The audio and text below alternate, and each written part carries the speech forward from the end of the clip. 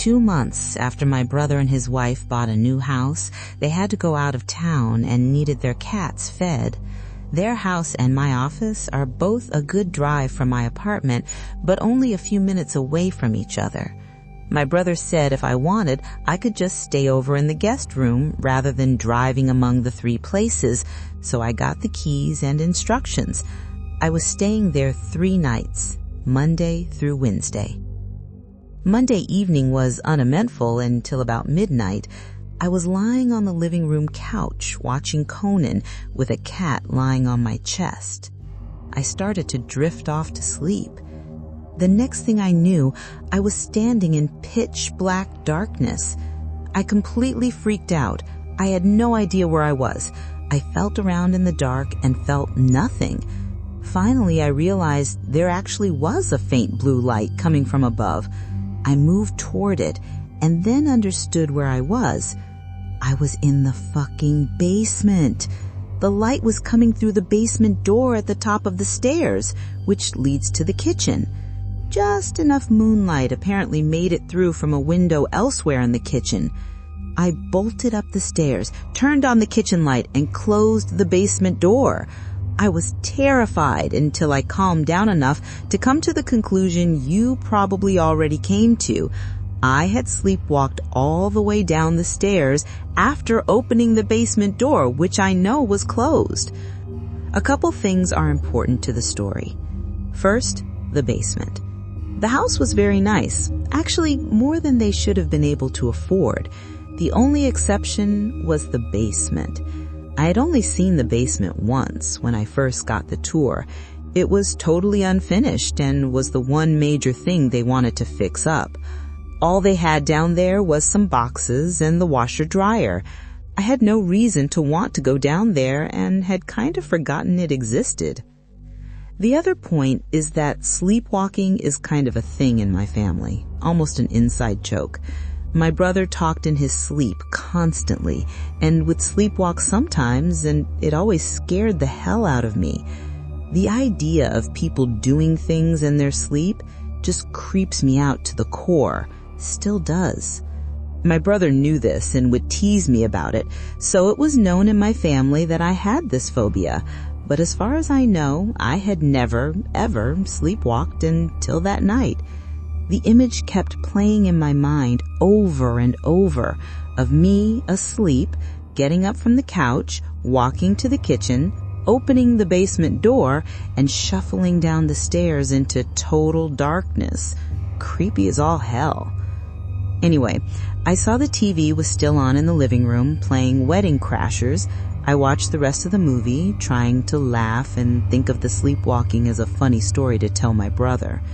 When I went upstairs to go to sleep in the guest room, I stayed asleep. That was night 1. The next morning, in the light of day, it didn't seem that scary. I texted my brother about it and joked around. All day, I wasn't bothered one bit. But as I'm walking out of my office to my car, I'm overcome with this sense of dread. All of a sudden, the thought of going to sleep in that house and maybe sleepwalking again is scaring me. So I had a plan. I stop at the hardware store and pick up one of those rubber door stopper wedges. At the house, I jam this into the crack under the basement door and kick it in until it's as far as it can go. I test out trying to open the door, and it won't budge. Perfect. Later, I go upstairs and fall asleep.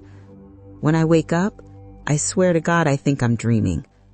I was standing in darkness again, but this time I know exactly where I am. The smell is the same. The concrete floor under my feet is the same. I look around for the light from upstairs, and it takes me longer to find it because it's farther away. Last night, I was only a couple of feet from the stairs.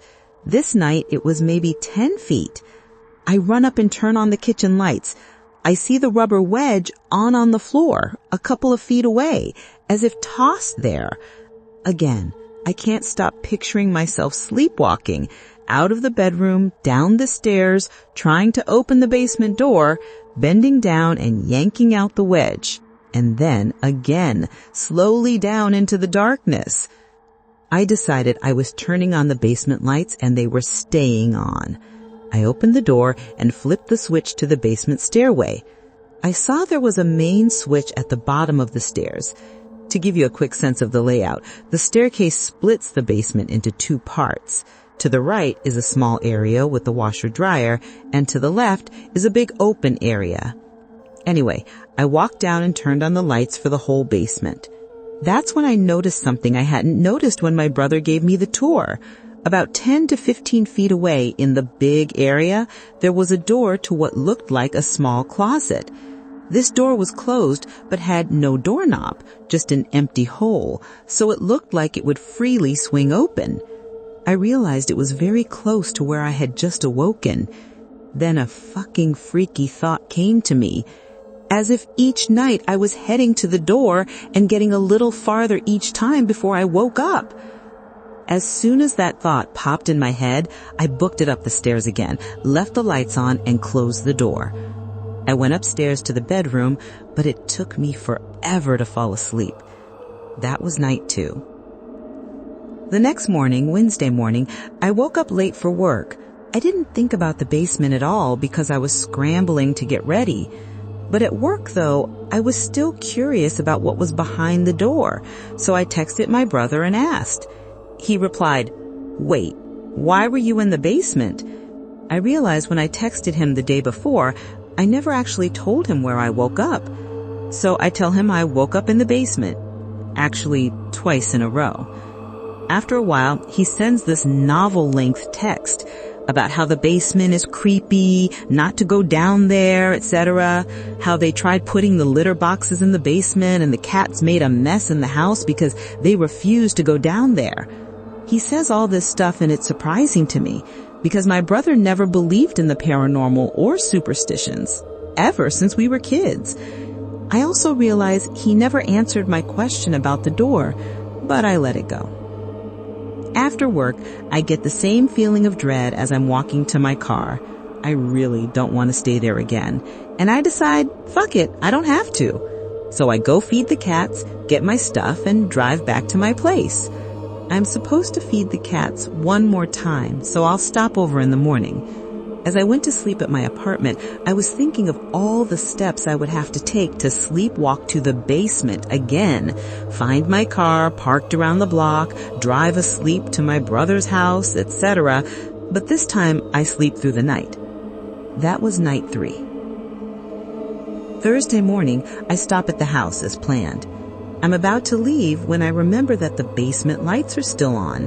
I don't even hesitate to go down and turn them off. There was something about being there in the morning that at the time it seemed fine. When I go down, again, that door without a doorknob catches my eye and it also doesn't seem scary anymore. So what the hell? Let's see. I walk over to it and I distinctly remember not feeling spooked at all until I reach my hand toward the doorknob hole to pull it open. As soon as I do that, and I mean instantly, I feel this electric feeling like the air before a storm, and I imagine a hand coming through that hole and grabbing mine.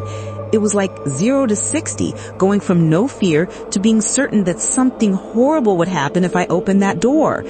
It's hard to describe it other than that electric feeling. I booked it up the stairs and out of the house. So, a month later, I meet my brother for happy hour. A few drinks in, we start joking about me sleepwalking in the creepy basement. I say he never answered me about what's behind the door, and he says I don't want to know. Joking at first, but then insisting. Finally, he tells me, and I don't believe him. He's my big brother and has only bullshitted me 1,000,000 times in my life. This was his explanation. The previous and first owners of the house had a teen daughter that used the basement as her bedroom. The door was to her closet, where one night she curled up, took some pills, and killed herself. The family was going to remodel the basement, but after tearing it apart, realized they couldn't do it and had to move. That was why only the basement was unfinished and why my brother was able to afford the place. The seller had to disclose a suicide happened in the residence. He said if I didn't believe him, to look up the market values of the identical houses in his tract.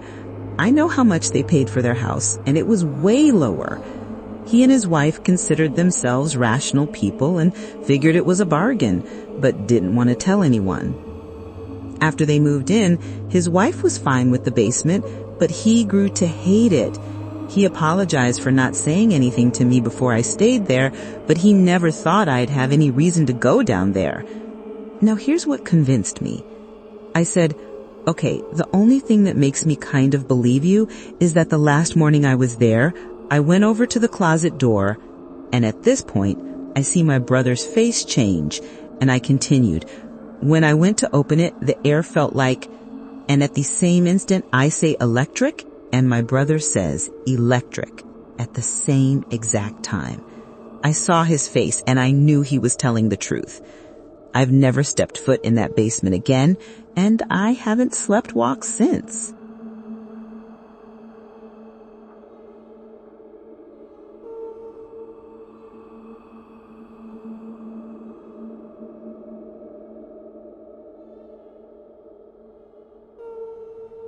So, there's this old bridge in my town that's supposedly haunted by a young girl who drowned in the river beneath it. Apparently, if you came at the right time, you could hear her scream. When me and my buddies were in high school, we had nothing better to do than go ghost hunting. Being from a town of 6,000 people in good old southern Illinois, half of that being prison inmates and mental health patients, you have to get a bit creative to have any sort of fun. Anyway, we get to this bridge at about 3 a.m., and we sit there for a while. Nothing. About 20 minutes go by, and we're all skeptical. Everyone's joking about how dumb this was, or trying to creep each other out. All of a sudden, screaming. The most blood-curdling, high-pitched screaming you've ever heard.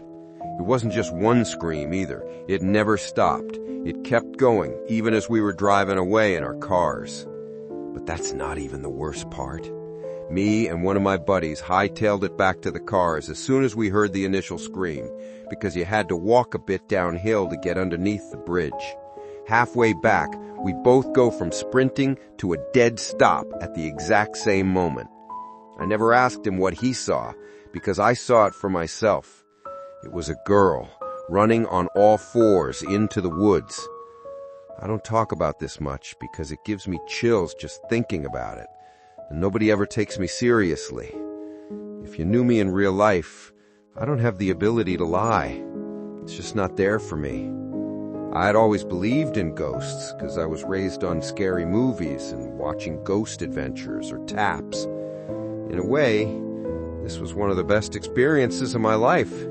To experience something like this, it's unlike anything else.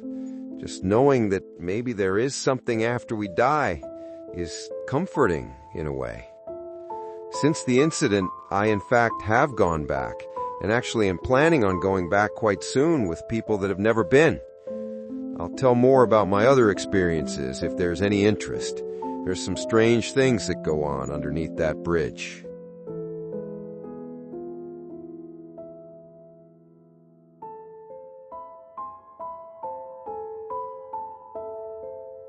Thank you so much for watching and listening. Don't forget to subscribe to my channel. We post shorts every day and a long-form video every Friday. Please like this video and share your thoughts in the comments. If you'd like me to feature your experience on the channel, let me know below.